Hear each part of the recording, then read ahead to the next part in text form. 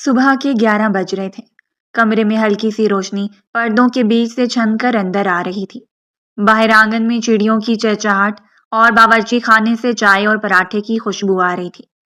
شمیم بیگم ہمیشہ کی طرح اپنے مخصوص صوفے پر ٹیک لگائے بیٹھی تھیں۔ ان کے چہرے پر سختی اور آنکھوں میں وہی کڑی چبھ تھی جسے گھر کے سب افراد خائف رہتے تھے۔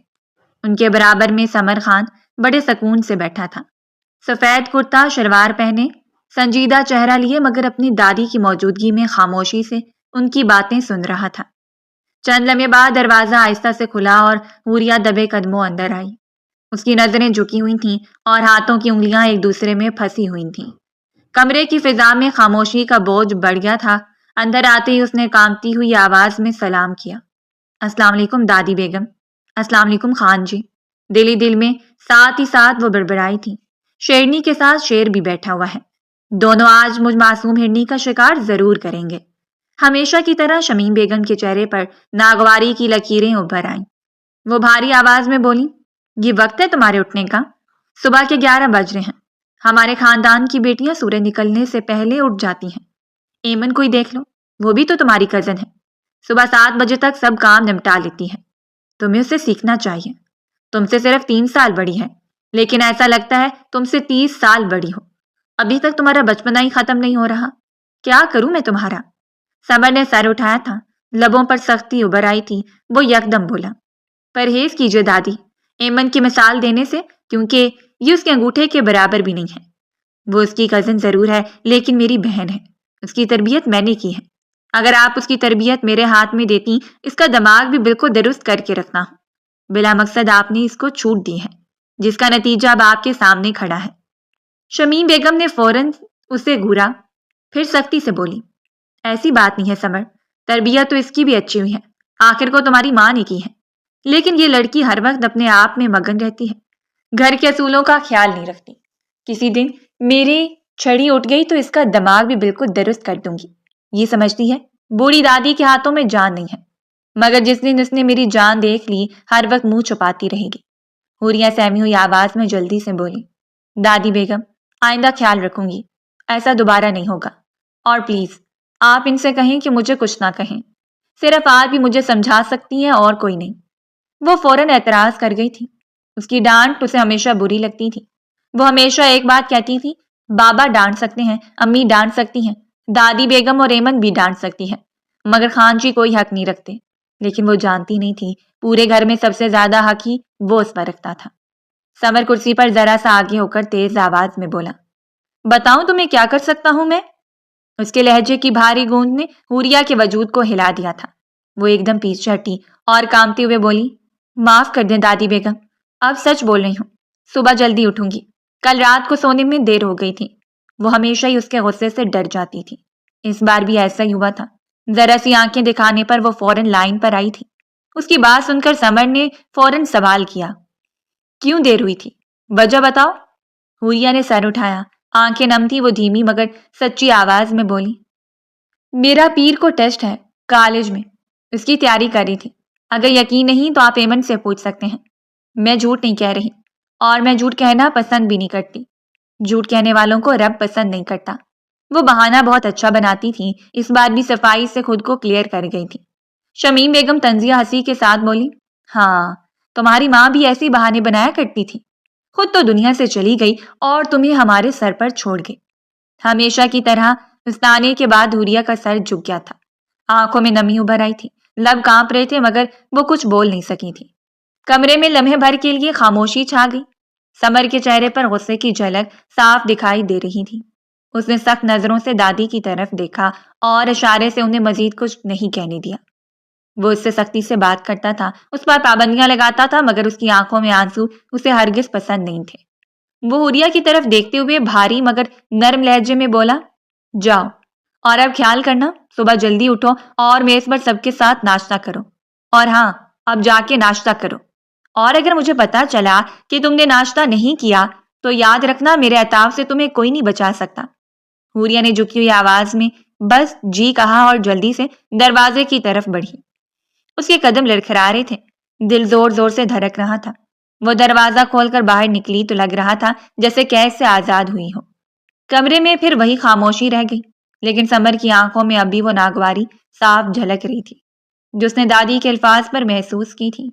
وہ ان کو سخت سنانا چاہتا تھا، مگر فی الحال وہ اٹھ کر ڈیرے کی طرف روانہ ہو گیا تھا۔ بلا مقصد وہ دادی کا دل بھی نہیں دکھانا چاہتا تھا۔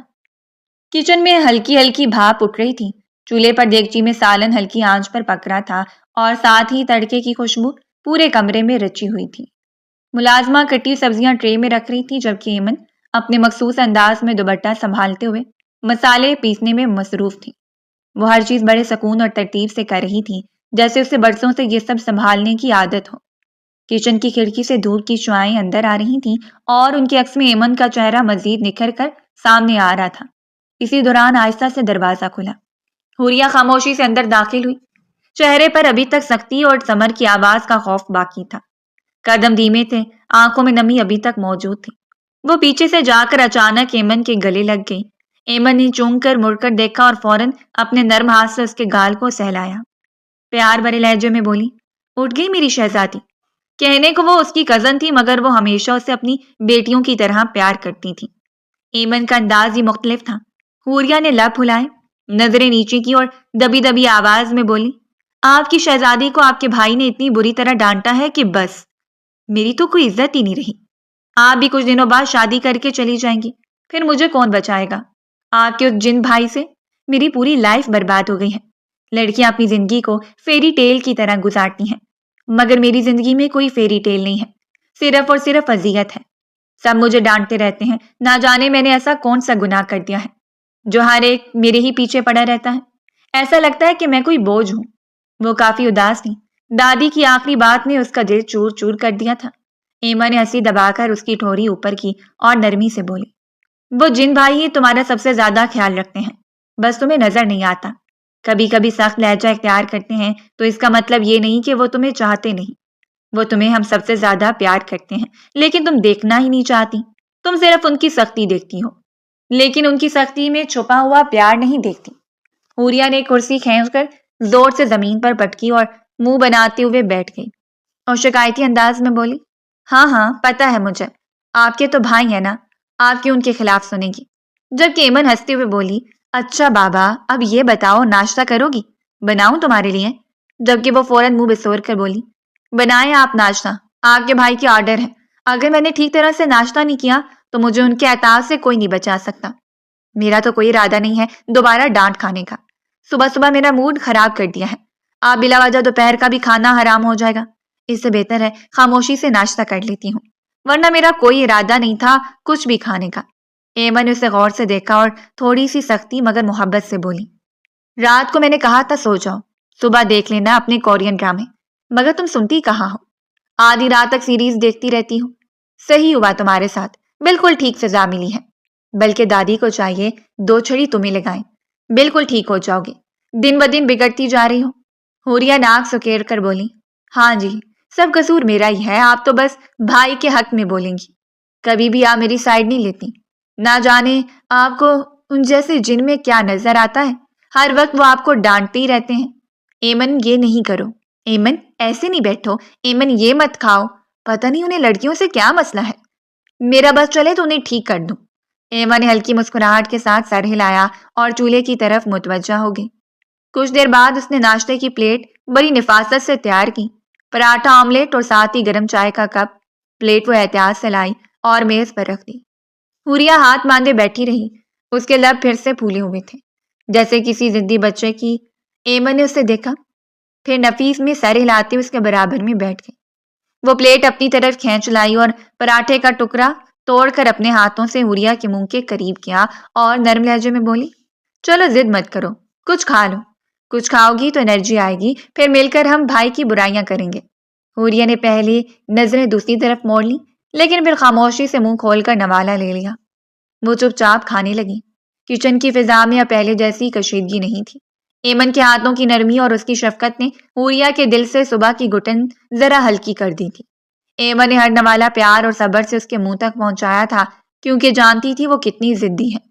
حوریہ کبھی منہ پھلاتی، کبھی نظریں چراتی، مگر کھاتی جا رہی تھی۔ ملازمہ کونے میں خاموشی سے برتن دھو رہی تھی اور مسکراتے ہوئے یہ بہنوں کا پیار دیکھ رہی تھی۔ دونوں بہنوں کے درمیان صرف 3 سال کا فرق تھا، مگر ایمن ہمیشہ حوریہ کو ایسے سنبھالتی جیسے وہ واقعی اس کی ماں ہو۔ کبھی ڈانٹ دیتی، کبھی پیار جتاتی، کبھی ضد توڑتی تو کبھی اس کے آنسو پونچھ دیتی، اور حوریہ کے لیے وہی اس کا سب سے بڑا سہارا تھی۔ ایمن کے دل میں بھی ہلکی سی اداسی اتر آئی تھی۔ حوریہ کے الفاظ اس کے کانوں میں گونج رہے تھے، آپ بھی شادی کر کے چلی جائیں گی تو مجھے کون بچائے گا؟ مگر اس نے اس احساس کو اپنے چہرے پر نہیں آنے دیا تھا۔ وہ جانتی تھی حوریہ کے دل کو ابھی سکون چاہیے تھا، اور یہ سکون صرف اس کے پیار سے مل سکتا تھا۔ شام کے سائے چاروں جانب پھیلتے جا رہے تھے۔ حویلی کے پچھلے حصے میں وسیع و عریض لان پھیلا ہوا تھا۔ گھاس پر شام کی شبنم کی نمی موجود تھی۔ ہوا میں ہلکی سی ٹھنڈک اور تازہ گھاس کی خوشبو گھلی ہوئی تھی۔ ایک پرانا سا املی کا درخت لان کے بیچوں بیچ کھڑا تھا۔ اس کی گھنی شاخیں اور پتے زمین پر چھاؤں بچھائے ہوئے تھے۔ پرندے کبھی شاخوں پر چہچہاتے، کبھی اڑان بھرتے اور کبھی لان کے کونے میں پڑے پانی کے برتن کے قریب آ جاتے۔ اس پرسکون ماحول میں حوریہ ٹانگیں سمیٹے درخت کے نیچے زمین پر بیٹھی ہوئی تھی۔ اس کے دوپٹے کا پلو کمر پر باندھا ہوا تھا تاکہ کھیلتے کھیلتے یا جھکتے جھکتے پھسل نہ جائے۔ اس کے ہاتھ میں املی کے چھوٹے چھوٹے ٹکڑے تھے جنہیں وہ چپکے مزے سے کھا رہی تھی۔ کبھی نمک لگاتی، کبھی بغیر نمک کے منہ میں ڈالتی اور آنکھیں بند کر کے کھٹاس کا مزہ لیتی، اس بات سے بے خبر کہ اندر خبر پہنچ گئی ہے کہ باہر وہ کیا چاند چڑھا رہی ہیں۔ لیکن سکون کا یہ لمحہ اچانک ٹوٹا۔ کسی نے تیزی سے اس کا کان مروڑا۔ وہ چونک کر اچھل گئی اور تکلیف سے آہ کی آواز نکلی۔ فوراً گردن گھما کر دیکھا تو سامنے رحمت بیگم کھڑی تھیں، سمر کی ماں اور اس کی تائی جنہیں وہ شروع سے ہی امی کہتی تھی۔ ان کے چہرے پر سختی اور آنکھوں میں غصہ بھرا ہوا تھا۔ رحمت بیگم بھاری لہجے میں بولی، اف خدایا، بالکل اس لڑکی کو اپنی صحت کا خیال نہیں ہے، شرم آنی چاہیے تمہیں۔ پچھلی بار بھی تمہارا گلا اسی املی کی وجہ سے خراب ہوا تھا۔ 2 دن بخار رہا، دوائیوں نے جان نکال دی، اور اب پھر چھپ چھپ کر کھا رہی ہو۔ آج آنے دو سمر کو اور تمہارے بابا کو۔ تمہارا دماغ اگر آج میں نے درست نہیں کروایا تو میرا نام رحمت نہیں۔ پریشان کر دیا ہے تمہاری ان حرکتوں نے مجھے۔ بالکل تم اپنی حرکتوں سے باز نہیں آ رہی۔ آج میں تمہیں نہیں بخشوں گی۔ ہر بار تم بچ جاتی ہو، اور اس ایمن نے اگر آ کر بیچ میں تمہاری سائڈ لی، یہ بھی مجھ سے مار کھائے گی۔ اسی کے لاڈ پیار نے تمہیں بگاڑا ہے۔ حوریہ فوراً گھبرا گئی، ہاتھ میں پکڑی املیاں ایک جھٹکے سے زمین پر پھینک دی اور رونی صورت بنا کر بولی، اچھا پلیز امی معاف کر دیں، دیکھیں پھینک دی ہے نا، اب نہیں کھاؤں گی۔ سمر کا نام سنتے ہی اس کی جان نکل گئی تھی۔ بابا کو تو وہ آرام سے منا لیتی تھی، صرف ایک آنسو ٹپکانے کی دیر ہوتی تھی، لیکن سمر تک اگر یہ بات پہنچ جاتی وہ یقیناً اس کی ٹانگیں توڑ دیتا۔ اسی لیے وہ فوراً ہی منتوں پر اتر آئی تھی۔ رحمت بیگم نے ہاتھ کمر پر رکھے اور نفی میں سر ہلاتے ہوئے بولی، نہیں، اب تو تمہیں نہیں چھوڑوں گی۔ تم میری سنتی نہیں ہو۔ لگتا ہے تمہیں اپنی ماں کی ذرا بھی تربیت یاد نہیں، تمہیں ماں سے ذرا سا بھی پیار نہیں ہے۔ ہر وقت بیمار رہنا جیسے تم نے اپنا پسندیدہ شوق بنا لیا ہے، اور جب تم بیمار پڑتی ہو نا، شامت میری آتی ہے۔ تمہارے بابا، سمر، ایمن سب مجھے ڈانٹتے ہیں کہ میں تمہارا خیال نہیں رکھتی۔ لڑکی، تم بہت زیادہ تیز ہو گئی ہو، لیکن یہ تیزی اب میں نکالوں گی، بس اب بہت ہو گیا ہے، مجھ سے یہ حرکتیں تمہاری بالکل برداشت نہیں ہو رہی۔ یہ کہہ کر انہوں نے ہاتھ پکڑا اور بولی، چلو ابھی اندر، اور جا کر سیدھا اپنے کمرے میں گھس کر اپنی کتابوں میں لگ جاؤ، ورنہ تمہارا حشر بگاڑ دوں گی۔ حوریہ آنکھوں میں آنسو بھر لیے اور روتی ہوئی آواز میں بولی، پلیز آپ خان جی کو مت بتائیے گا، آپ کو پتا ہے نا خان جی کتنا غصہ کرتے ہیں، اور بابا کو بھی مت بتائیے گا، وہ تو بالکل برداشت نہیں کریں گے۔ پلیز امی نہیں بتائیں، میں وعدہ کرتی ہوں آئندہ کبھی بھی نہیں کھاؤں گی، بس آج معاف کر دیں۔ پتہ نہیں کیسے میرا ہاتھ ان انگلیوں تک چلا جاتا ہے، حالانکہ میں خود کو روکنے کی بہت کوشش کرتی ہوں، مگر کیا کروں، عادت سے مجبور ہو جاتی ہوں، لیکن وعدہ کرتی ہوں اب پکا ایسا نہیں ہوگا، پلیز آخری بار معاف کر دیں۔ وہ ہمیشہ انہیں اسی طرح مناتی تھی، لیکن آخر میں اپنی پٹری سے ضرور اتر کر یہی حرکتیں دہراتی تھی۔ رحمت بیگم نے غصے میں ہاتھ چٹکا اور تیز لہجے میں بولی، کھاؤ میری قسم۔ حوریہ نے ناک سکیڑ کر منہ بنایا اور بولی، نہیں، میں آپ کی قسم نہیں کھاؤں گی، میرا کب دین ایمان بدل جائے کچھ پتہ تھوڑی ہے، آپ روز قسمیں کھلاتی رہتی ہیں، ایک دن کچھ ہو گیا تو میرا کیا ہوگا۔ وہ جلدی میں الٹا بول گئی تھی۔ رحمت بیگم نے آنکھیں تنگ کر کے سخت نظروں سے گھورا۔ حوریہ نے فوراً ہونٹ سکیرے، منہ پھلا کر بولی، اچھا ٹھیک ہے آپ کی قسم، اب نہیں کھاؤں گی، بس پلیز کسی کو کچھ مت بتائیے گا، میں وعدہ کر رہی ہوں اب نہیں کروں گی یہ غلطی دوبارہ، پلیز راضی ہو جائیں۔ آپ جانتی ہیں خان جی بہت غصہ کرتے ہیں۔ رحمت بیگم انگلی لہرا کر بولی، یہ آخری بار ہے ورنہ مجھ سے ہی مار کھاؤ گی، یاد رکھنا۔ حوریا نے جلدی سے سر ہلایا اور معصومیت سے بولی، جی جی امی، مار لینا آپ، لیکن ابھی کسی کو مت بتائیے۔ یہ کہتے ہی وہ اپنا دوپٹہ سنبھالتے ہوئے تیزی سے اٹھی اور اندر کی طرف بھاگ گئی۔ اس کے دوپٹے کا پلو پیچھے ہوا میں لہرا رہا تھا۔ پیچھے رحمت بیگم کھڑی رہ گئی۔ انہوں نے ماتھے پر ہاتھ مارا اور زیر لب بڑبڑائی، اے خدا اس لڑکی کو عقل دے، کبھی تو سمجھ آئے۔ لان کی ہری بھری فضا میں پھر سے پرندوں کی آوازیں گونجنے لگیں، مگر ابھی تک درخت کے نیچے پڑی املیاں اس منظر کی گواہی دے رہی تھیں۔ وقت دھیرے دھیرے گزرتا جا رہا تھا۔ لاؤنج میں گہری خاموشی چھائی ہوئی تھی۔ دوپہر کے وقت کا سناٹا، باہر تیز دھوپ اور اندر پنکھے کی مسلسل گھوں گھوں ماحول کو نیم سستا بنا رہے تھے۔ بڑی شیشوں والی کھڑکیوں پر پردے کھنچے ہوئے تھے، مگر پھر بھی روشنی کی ہلکی کرنیں اندر جھانک رہی تھیں۔ صوفے کے ایک کونے پر حوریا بیٹھی ہوئی تھی۔ اس کے سامنے کھلی کاپی رکھی تھی اور وہ پوری توجہ سے فزکس کا ایک مشکل سا نومیریکل حل کرنے میں مصروف تھی۔ اس کی بھنویں تن گئی تھیں اور وہ پینسل کی نوک کو بار بار دانتوں سے کاٹتی جا رہی تھی۔ دماغ بالکل کام نہیں کر رہا تھا۔ فزکس میں صرف اور صرف سمر ہی اچھا تھا۔ اگر ایمن اچھی ہوتی وہ اس سے مدد لے لیتی۔ سمر سے لیتے اسے خوف ہی محسوس ہو رہا تھا۔ چند لمحے بعد ایمن لاؤنج میں داخل ہوئی۔ اس کی پیشانی پسینے سے بھیگی ہوئی تھی اور دوپٹے سے وہ بار بار اپنا چہرہ پونجھ رہی تھی۔ وہ حوریا کے قریب آ کر بیٹھی اور تھکے ہوئے لہجے میں بولی، لاڈو بہت گرمی ہو رہی ہے، جان نکل رہی ہے اس گرمی سے۔ میرا بس چلے تو کچن میں بھی AC لگا دوں، لیکن فضول کی رسمیں ہیں یہاں پر تو۔ حوریا نے چونک کر سر اٹھایا، آنکھوں میں سوالیہ تاثر تھا۔ وہ ہلکی ناراضگی کے ساتھ بولی، تو آپ اتنا کام کیوں کرتی ہیں کچن میں؟ خان جی نے اتنے ملازم رکھے ہیں حویلی میں، پھر آپ کیوں خود کو چولہے میں جھونکتی ہیں؟ کبھی مجھے دیکھا ہے کچن میں جاتے ہوئے؟ ہمیشہ اپنی سکین کا خیال رکھتی ہوں۔ ایک آپ ہیں، شادی کو صرف 6 ماہ رہ گئے ہیں، لیکن کوئی خیال نہیں ہے آپ کو۔ ایمن نے ہلکی سی مسکراہٹ کے ساتھ سر نفی میں ہلایا اور نرم آواز میں بولی، تمہیں تو شوق ہی نہیں ہے، اور ویسے بھی تم کرو گی بھی کیا؟ ساری زندگی تمہیں یہی رہنا ہے۔ امی ہیں، دادو ہیں، بوا جی ہیں، سب تمہارا خیال رکھ سکتے ہیں، لیکن میں تو پرائے گھر جاؤں گی نا، میرا یہ سب سیکھنا ضروری ہے۔ حوریا نے حیرت سے پلکیں جھپکیں اور ذرا اونچی آواز میں بولی، کیوں بھائی، میں کیوں یہیں رہوں گی؟ میں بھی پرائے گھر جاؤں گی۔ ابھی 18 کی ہوں، 2 سال بعد 20 کی ہو جاؤں گی، پھر میری بھی شادی ہو جائے گی، میرے لیے بھی اچھا سا رشتہ آئے گا۔ فضول میں آپ کہہ رہی ہیں کہ ساری زندگی میں یہیں رہوں گی؟ وہ ذرا رکی، پھر ہنسی دباتے ہوئے مزید بولی، اگر ساری زندگی یہیں رہی تو پورا گھر پاگل ہو جائے گا، اور پھر خان جی اور ان کی بیوی مجھے گنجا کر دیں گے۔ اپنی بات پر خود ہی کہکا لگا کر ہنسی۔ ایمن بھی اس کی بات سن کر بے اختیار ہنس پڑی تھی۔ وہ دل ہی دل میں سوچنے لگی کہ کاش یہ معصوم جانتی کہ گھر والے اس کی شادی سمر کے ساتھ کئی سال پہلے طے کر چکے ہیں، مگر اس راز کو زبان پر لانا بھی ممکن نہیں تھا، کیونکہ سب کو معلوم تھا حوریا کتنی ضدی ہے۔ کوئی بھی اس کو ضد نہیں دلانا چاہتا تھا۔ حوریا نے کاپی بند کی اور ضدی لہجے میں بولی، چلے ہم دونوں خان جی کے کمرے میں چلتے ہیں، ابھی تو وہ ہے نہیں، تھوڑی دیر کمر سیدھی کر لیں گے، AC بھی ہے وہاں پر۔ مجھے تو اتنی جلن ہوتی ہے ان کے کمرے سے۔ ہم سب کے کمرے بس ایوریج اور ایک وہی ہے جن کا کمرہ اتنا شاندار ہے۔ ایمن فوراً انکار میں سر ہلایا اور سنجیدگی سے بولی، نہیں نہیں، رہنے دو، بھائی کو پسند نہیں کہ ان کے کمرے میں کوئی جائے۔ حوریا نے ہونٹ پھلائے اور اٹھے ہوئے لہجے میں بولی، بھائی چلے نا پلیز، کیا ہو جائے گا، تھوڑی دیر کے لیے ہی تو جائیں گے، گرمی سے جان نکل رہی ہے، کچھ دیر آرام کر لیں گے۔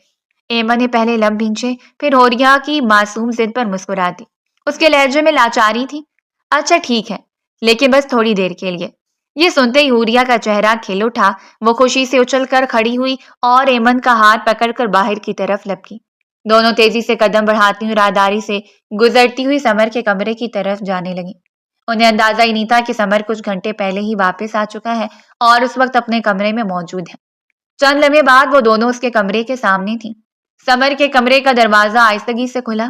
اندر ٹھنڈی ہوا کا جھونکا سا محسوس ہوا۔ کمرے کی ہر چیز اپنی جگہ ترتیب سے رکھی تھی۔ سائڈ ٹیبل پر کتابیں باقاعدہ ترتیب میں رکھی تھیں۔ الماری کا دروازہ بند تھا اور بیڈ کی چادر پر ایک شکن تک نہیں تھی۔ کمرے کی فضا میں خاص طرح کی سختی اور ترتیب جھلک رہی تھی، جو سمر کی شخصیت کی عکاس تھی۔ ایمن ایک لمحے کو رک گئی۔ اس نے گردن موڑ کر کمرے میں نظریں دوڑائیں، پھر دھیمی آواز میں بولی، بچے ایسا کیوں لگ رہا ہے کہ کمرے میں کوئی موجود تھا؟ دیکھو نا، AC کی کتنی ٹھنڈک ہو رہی ہے۔ حوریا ہنس دی، پھر اچھلتی کودتی بیڈ کی طرف بڑھی اور پھسل کر اس پر بیٹھ گئی۔ وہ بولی، ہو سکتا کوئی ملازمہ آئی ہو صفائی کرنے کے لیے، اور آپ کو تو پتہ ہے آج کل کی ملازمائیں کتنی ایڈوانس ہو گئی ہیں، کسی نے چلا دیا ہوگا اے سی، آئے نا آرام کرتے ہیں۔ ایما نے کچھ سوچتے ہوئے آ بھری، مگر آخر کار وہ بھی اس کے پاس جا کر بیٹھ گئی۔ حوریہ نے اپنی گردن تکیے پر ٹکائی اور شرارتی انداز میں بولی، کاش خان جی فوجی ہوتے، پورا سال گھر نہیں آتے اور ہم ان کے بستر پر مزے سے سوتے۔ ایما نے فوراً اسے ڈپٹا، چپ، یہ کیسی باتیں کر رہی ہو؟ اگر بھائی کو پتہ چلا تو قیامت آ جائے گی۔ وہ ہر بات کو سنجیدگی سے لیتے ہیں۔ مگر حوریہ ہنسی نہیں روک سکی۔ وہ حسرت بھرے لہجے میں بولی، سچی؟ ایمن، اگر ایسا ہوتا تو میں ان کے کمرے پر قبضہ کر لیتی، یہاں اپنی باربی ٹیبل اور کرسی رکھتی، پورا میک اپ باکس یہیں رکھتی، اور یہ بستر، یہ تو پنک ہوتا، اتنا مزہ آتا۔ آپ اس طرف سوتی، میں اس طرف۔ ایمن نے ایک بار پھر نفی میں سر ہلایا، لیکن اس کی ہنسی چھپائی نہ چھپی۔ دونوں بہنیں اپنی دنیا میں محو تھیں، یہ جانے بغیر کہ سمر حقیقت میں کمرے میں موجود ہے۔ واش روم کے بند دروازے کے پیچھے شیو کرتے ہوئے وہ ان کی ہر بات سن رہا تھا۔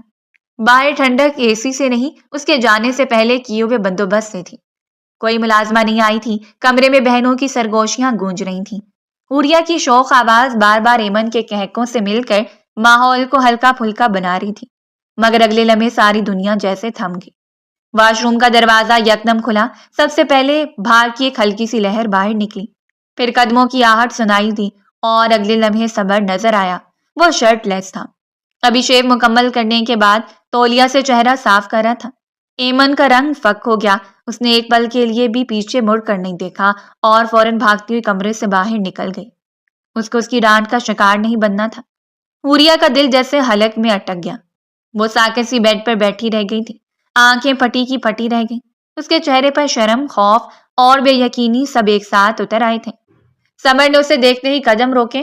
تولیہ ایک ہاتھ سے گردن پر پھیرتے ہوئے بھاری آواز میں بولا، میرے کمرے میں سونے کا بہت شوق ہے تمہیں، فکر نہیں کرو، آج بندوبست کرتا ہوں تمہارا۔ یہ کہتے ہی اس نے ہاتھ میں پکڑا ہوا گیلا تولیہ زور سے حوریہ کی طرف اچھالا۔ تولیہ اس کے چہرے پر آ کر ٹکرایا، پانی کی قطروں کی ٹھنڈک اس کے رخسار پر بکھر گئی۔ حوریہ کی سانس جیسے تھم گئی، قدم زمین پر گر گئے، دل بے قابو دھڑکنے لگا۔ وہ کچھ کہنے کی ہمت بھی نہیں کر سکی تھی، نظریں جیسے سمر کی پشت پر جم گئیں، جو پر اعتماد چال سے دروازے کی طرف بڑھ رہا تھا۔ وہ تولیہ پھینکنے کے بعد پلٹا، دروازہ کھولا اور بغیر ایک لمحہ ضائع کیے کمرے سے باہر نکل گیا۔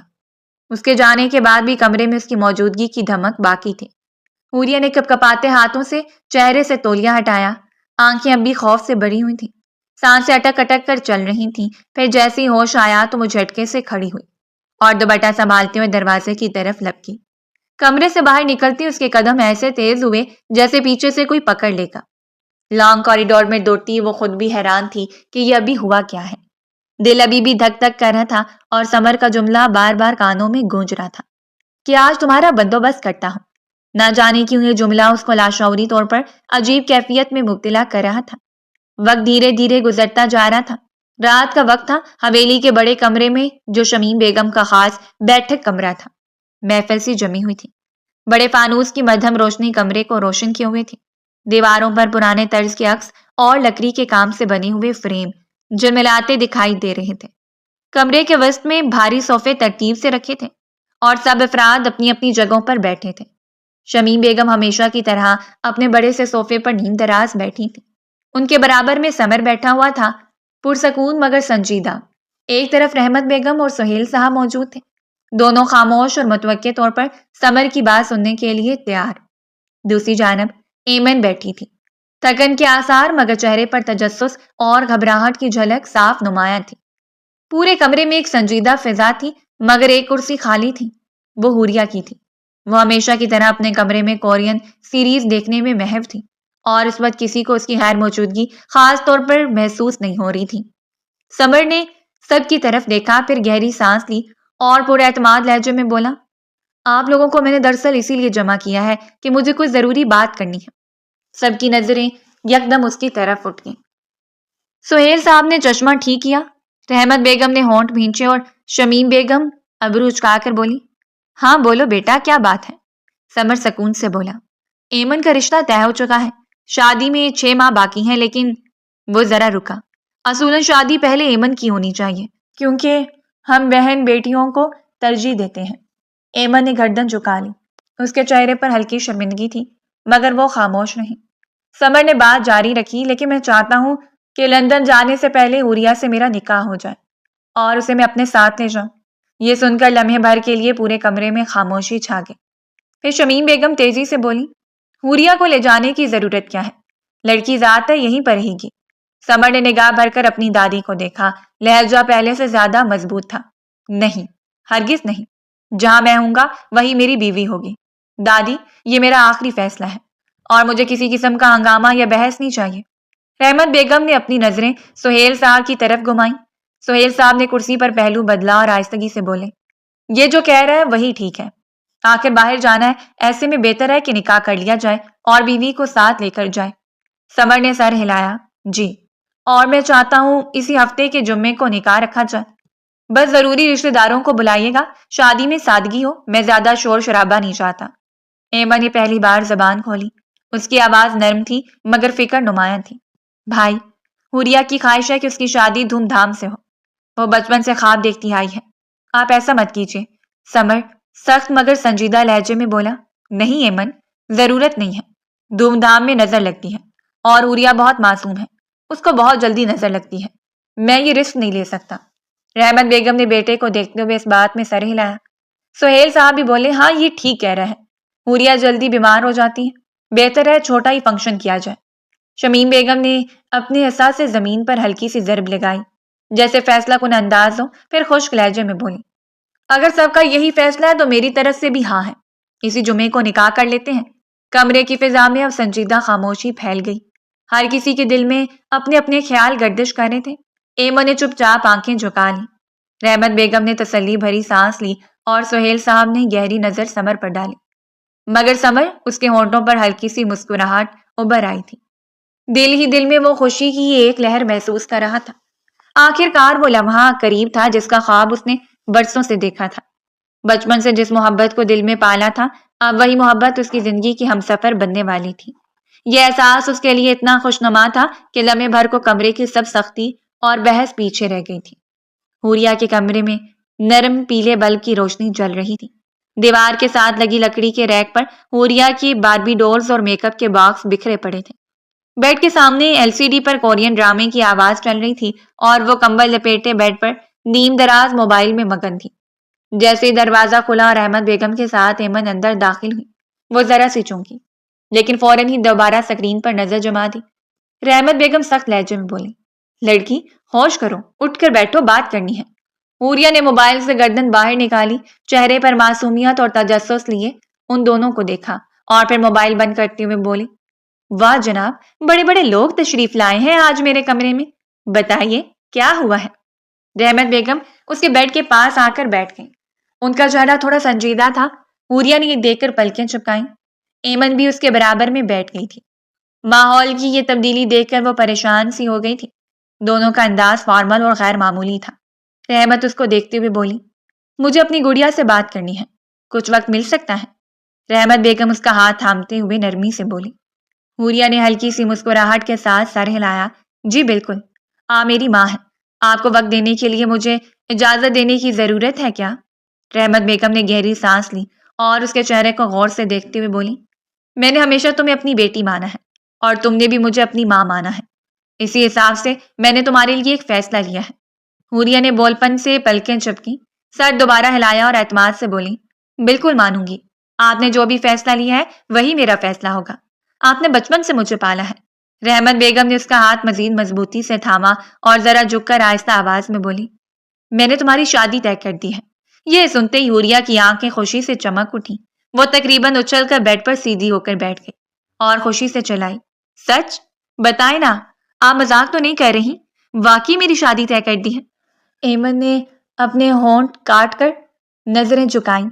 حوریہ مزید پرجوش ہو کر بولی، یعنی اب مجھے یہ کیمسٹری، فزکس اور ان کے فارمولے نہیں پڑھنے پڑیں گے؟ یا خدایا، آپ تو دنیا کی سب سے اچھی ماں ہیں، تھینک یو سو مچ۔ وہ بے تحاشا ہنس رہی تھی، اپنے ہاتھ جوڑ کر جیسے دعائیں دے رہی ہوں۔ پھر اچانک ایمن کی طرف دیکھ کر بولی، دیکھا میں کتنی خوش ہوں، اب تو بس دلہن بننا باقی ہے۔ ایمن نے اسے دیکھ کر زبردستی کی مسکراہٹ دینے کی کوشش کی، مگر اس کے لبوں پر وہ مسکراہٹ مکمل نہ آ سکی۔ اس کی آنکھوں میں جھلک رہا تھا کہ اگلا لمحہ حوریہ کے لیے کتنا بڑا دھچکا بننے والا ہے۔ رحمت بیگم نے بات جاری رکھی، پر ایک بات سن لو، پہلے یہ پوچھ تو لو کس کے ساتھ تمہاری شادی طے کی ہے؟ حوریہ نے جیسے ان کی بات کو سرسری لیا، بیڈ پر اچھل کر بیٹھتے ہوئے بولی، امی آپ جس مرضی کے ساتھ شادی طے کریں، مجھے کوئی اعتراض نہیں، بس شادی ہونی چاہیے، مجھے اور کیا چاہیے۔ ایمن نے گہری سانس لی، پھر تھوڑا سنجیدہ لہجے میں بولی، حوصلہ رکھ، سن لو امی کیا کہہ رہی ہیں۔ لیکن حوریہ نے اس کی سنجیدگی کو مذاق سمجھ کر ہنستے ہوئے تکیے کے ساتھ ٹیک لگا لی۔ ارے ایمن آپ اتنی ٹینشن والی شکل کیوں بنا رہی ہو؟ مجھے تو بس یہ خوشی ہے کہ شادی ہو رہی ہے، باقی کس کے ساتھ یہ آپ سب کا مسئلہ ہے، میرا نہیں۔ رحمت بیگم اور ایمن دونوں ایک دوسرے کو دیکھنے لگی۔ کمرے کی فضا میں ایک انجانا سا سکوت پھیل گیا تھا۔ کھڑکی کے پردے ہلکی ہوا سے ذرا ذرا ہل رہے تھے، مگر اندر کا ماحول اتنا بوجھل ہو چکا تھا کہ جیسے سانس لینا بھی مشکل لگے۔ حوریہ نے اپنی چمکتی آنکھوں سے دونوں کو دیکھا اور تیزی سے بولی، اچھا تو بتائیں کس کے ساتھ طے کی ہے؟ لڑکا کون ہے، کیا کرتا ہے، خاندان کون سا ہے، نام کیا ہے، سب بتائیں نا۔ اس کی آواز میں ایک بچگانہ سی خوشی، تجسس اور چہل پہل تھی، جیسے کسی بچے کو تحفے کا ڈبہ دیا گیا اور وہ بے صبری سے اسے کھولنے کے لیے بے قرار ہو۔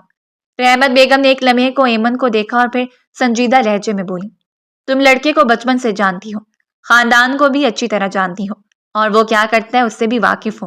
حوریہ ہنس دی، دونوں ہاتھ تالی بجانے والے انداز میں اوپر کی اور مسکرا کر بولی، ارے یہ تو اور زبردست بات ہے، اگر میں اسے بچپن سے جانتی ہوں تو پھر تو اور بھی آسانی ہوگی، میری زندگی میں تو صرف بہار ہی بہار ہوگی۔ رحمت بیگم دھیمی آواز میں بولی، ہاں بہار تو ضرور ہوگی، کیونکہ سسرالی تم سے بہت پیار کرتے ہیں اور وہ لڑکا تم پر اپنی جان دیتا ہے۔ اب حوریہ کے چہرے سے خوشی آہستہ آہستہ غائب ہونے لگی۔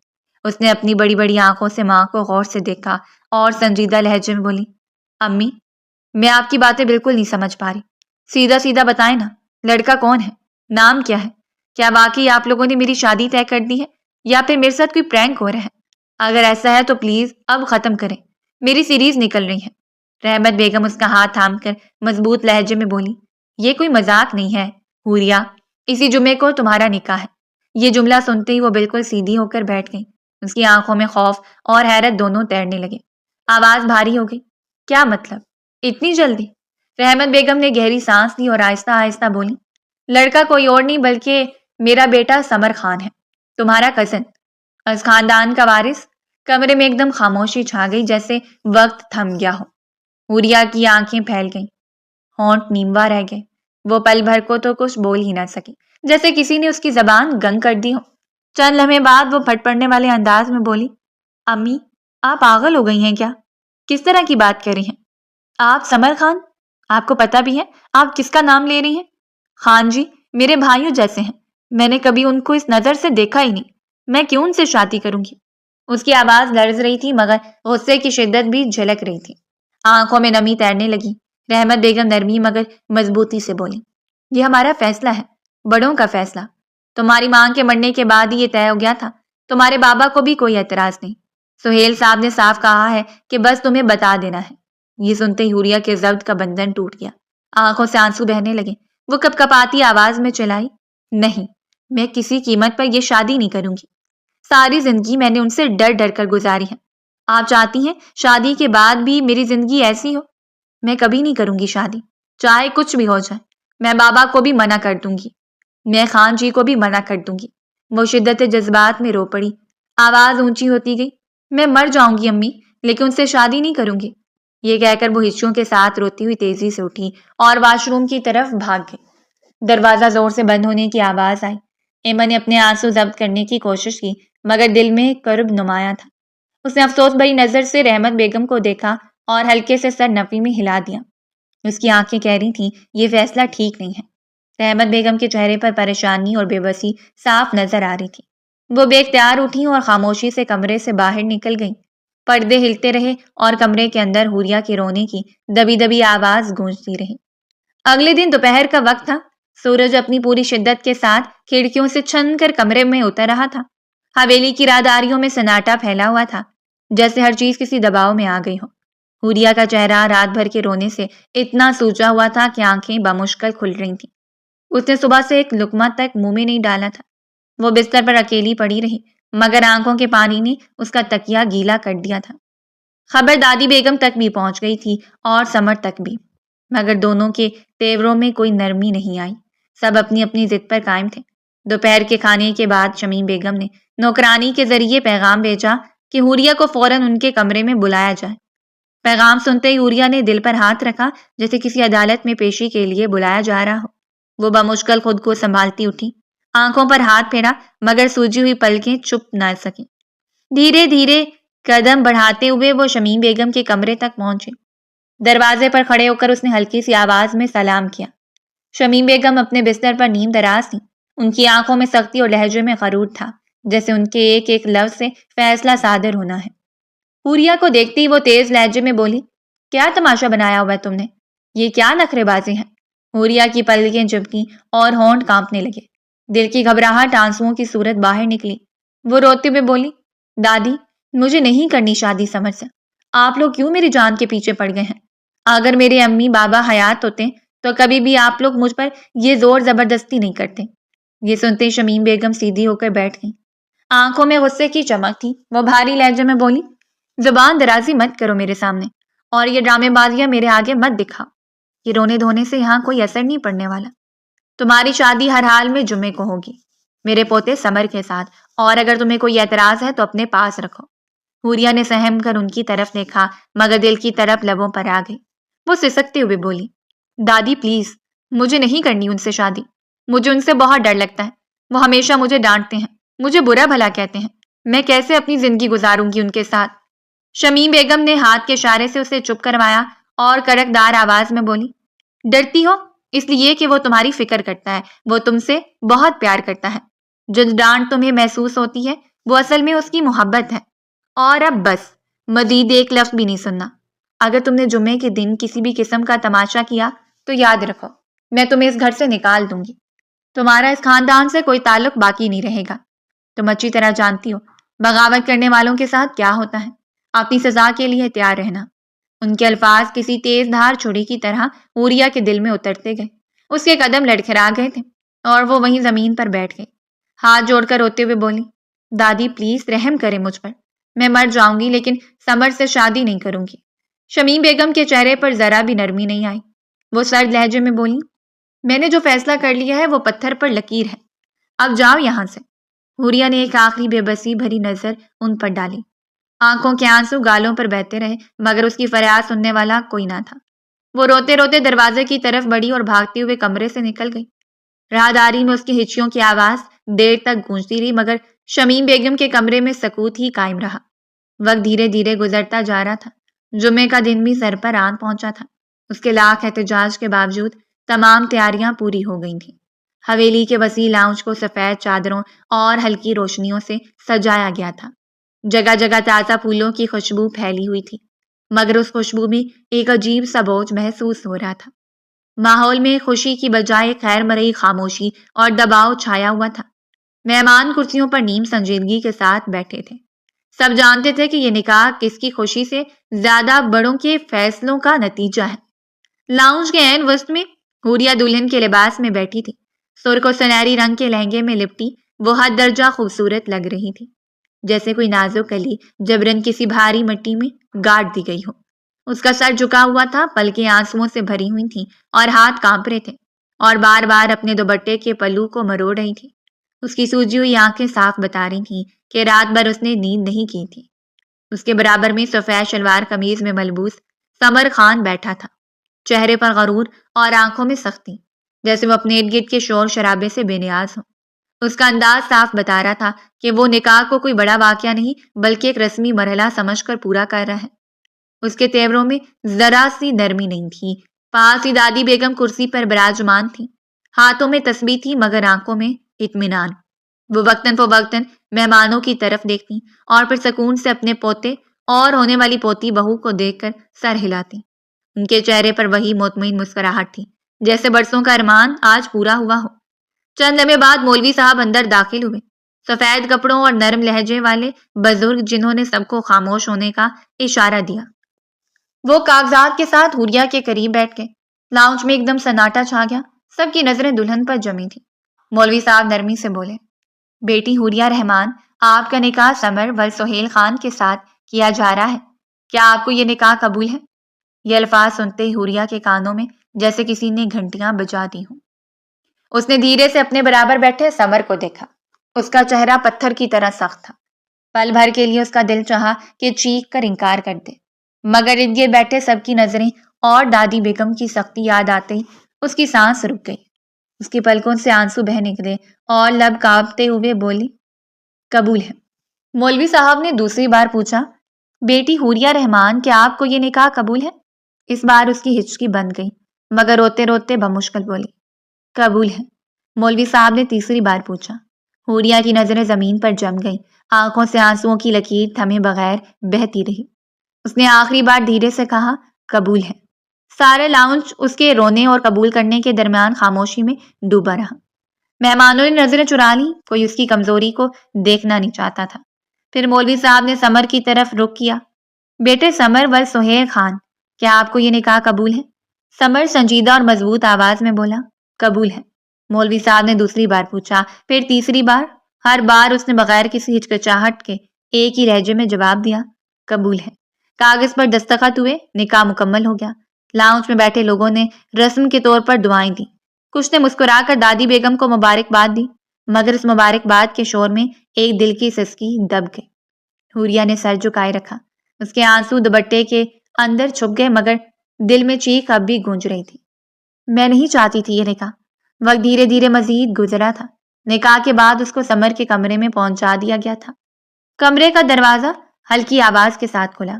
باہر سے بارات و نکاح کے تھکن کے بعد ہر طرف سکوت تھا، مگر اندر ایک عجیب سا دباؤ چھایا ہوا تھا۔ کمرہ گلاب کی پتیوں اور ہلکی خوشبو سے سجا تھا۔ چھت پر لٹکتی زرد روشنی کمرے میں نیم اندھیرا پھیلا رہی تھی۔ سمر دروازے پر کھڑا ہلکی مسکراہٹ کے ساتھ اپنی نئی دلہن کو دیکھ رہا تھا، لیکن اگلے ہی لمحے اس کی سانس رک گئی۔ سامنے حوریہ لرزتے ہاتھ میں ایک تیز چھڑی لیے بیٹھی تھی، جو سیدھی اس کی کلائی پر رکھی ہوئی تھی۔ اس کے آنسو دوپٹے کے اندر چھپے نہیں تھے، بلکہ صاف اس کے رخساروں پر بہہ رہے تھے۔ جیسے اس نے اپنی کلائی پر دباؤ ڈالا، سمر ایک جھٹکے سے آگے بڑھا۔ اس نے اس کے ہاتھ سے چھڑی چھین کر ایک طرف پھینکی اور غصے میں آ کر زوردار تھپڑ اس کے رخسار پر دے مارا۔ پاگل ہو گئی ہو؟ وہ چیخا، یہ کیا حرکت تھی؟ مرنے کا بہت شوق ہے تمہیں؟ اگر تمہیں کچھ ہو جاتا تو؟ حوریہ ہچکیوں کے ساتھ روتی ہوئی بولی، مجھے نہیں کرنی تھی یہ شادی، گھر والوں نے زبردستی کی ہے۔ میں نہیں رہ سکتی آپ کے ساتھ۔ میں مر جاؤں گی، لیکن ساری زندگی گھٹ گھٹ کر نہیں گزار سکتی۔ میری ماں نے بھی یہی زندگی گزاری تھی، ہر وقت دب کر، ڈر کر، اور پھر مر گئی۔ میں نہیں چاہتی کہ میری زندگی بھی ویسی ہو۔ یہ کہتی وہ دوبارہ چھری کی طرف لپکی۔ سمر نے فوراً اس کا بازو پکڑا اور سختی سے اسے بستر پر بٹھا دیا۔ اس کی آنکھوں میں غصے کے ساتھ بے بسی بھی تھی۔ وہ جھک کر اس کی آنکھوں میں دیکھتے ہوئے بولا، تمہاری ماں کے ساتھ جو ہوا وہ ان کی زندگی تھی، لیکن یہ میری زندگی ہے اور اس میں تم شامل ہو۔ میں کبھی بھی تمہیں اپنی جان لینے کی اجازت نہیں دوں گا، سمجھی تم؟ بچپن سے تم میرے دل میں ہو، تمہیں لگتا ہے کہ میں تمہیں مرنے دوں گا؟ حوریہ روتے ہوئے کپ کپاتے لہجے میں بولی، جھوٹ بول رہے ہیں آپ۔ اگر آپ کو محبت تھی تو آپ ہمیشہ مجھے کیوں ڈانٹتے رہے؟ یہ نہیں کرو، وہ نہیں کرو، یہ نہ پہنو، وہاں مت جاؤ، ہر وقت روک ٹوک کرتے رہے، اور اب آپ کہتے ہیں کہ مجھ سے محبت ہے؟ میں کیوں یقین کروں؟ آپ جھوٹ بول رہے ہیں۔ میں نے کبھی مذاق نہیں کیا تمہارے ساتھ، بیوی ہو تم میری، شادی کی ہے میں نے، کھیل نہیں کیا، اور جو میں تمہیں ڈانٹتا رہا وہ صرف تمہاری بھلائی کے لیے تھا۔ میں نے کبھی تمہیں دل دکھانے کے لیے کچھ نہیں بولا۔ وہ چند لمحے خاموش رہا، پھر دھیرے سے بولا، حوریہ، تم ابھی مجھے پسند نہیں کرتی، لیکن وقت کے ساتھ پسند کرنے لگو گی۔ بھروسہ رکھو مجھ پر، میں تمہارے ساتھ کبھی کچھ غلط نہیں کروں گا۔ حوریہ کا دل جیسے بوجھ سے دب گیا تھا، وہ روتے روتے اس کے سامنے جھک گئی اور دھیرے سے اس کے سینے سے لگ گئی۔ دل بے حد بھاری ہو رہا تھا، اس کے آنسو سمر کی قمیض بھگو رہے تھے۔ مجھے نہیں کرنی تھی یہ شادی، وہ ایک بار پھر بولی۔ سمر نے اس کے لرزتے کندھے پر ہاتھ رکھا اور اسے اپنے سینے سے لگا لیا۔ بس خاموش ہو جاؤ، کچھ نہیں ہوگا، میں ہوں نا۔ وہ دھیرے دھیرے اس کی پیٹھ تھپتھپانے لگا۔ کمرے میں گلاب کی خوشبو، روشنی کی نرمی اور ایک دلہن کی سسکیوں کا ملا جلا سا ماحول پھیل گیا تھا۔ سمر کی نظریں چھری کی طرف اٹھی جو فرش پر دور گری ہوئی تھی۔ اس نے گہری سانس لی اور اندر ہی اندر ایک فیصلہ کیا اور بے حد آہستگی سے اپنی سانسیں اس کی سانسوں سے جوڑ دی۔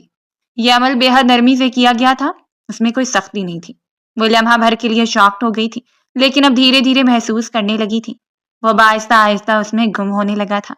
چند لمحے اس نے آہستہ مزاحمت کی، لیکن اس کے ہر عمل میں اتنی نرمی تھی کہ وہ بالکل سن ہو گئی تھی اور بے خیالی میں اپنا آپ اپنے شوہر کے حوالے کر گئی تھی۔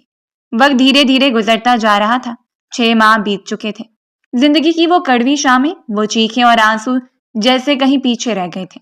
آج کچن میں حوریا اپنے ہی انداز میں بیٹھی تھی۔ سامنے چھوٹا سا تھال رکھا تھا جس میں کھٹا اچار بڑے مزے سے رکھا ہوا تھا۔ اس کے ہاتھ رنگے جا رہے تھے اور وہ ہلکی ہلکی مسکراہٹ کے ساتھ ایک ایک لقمہ مزے سے کھا رہی تھی۔ اس کا چہرہ بھرا بھرا سا مگر چمکتا ہوا تھا۔ 4 ماہ کی حاملہ حالت میں موجود تھی۔ ماں بننے کی خوشبو اس کے سراپے سے جھلک رہی تھی۔ اسی دوران کچن کا پردہ ہلا اور احمد بیگم سر پکڑتی ہوئی اندر داخل ہوئی۔ ان کے چہرے پر جھنجھلاہٹ نمایاں تھی۔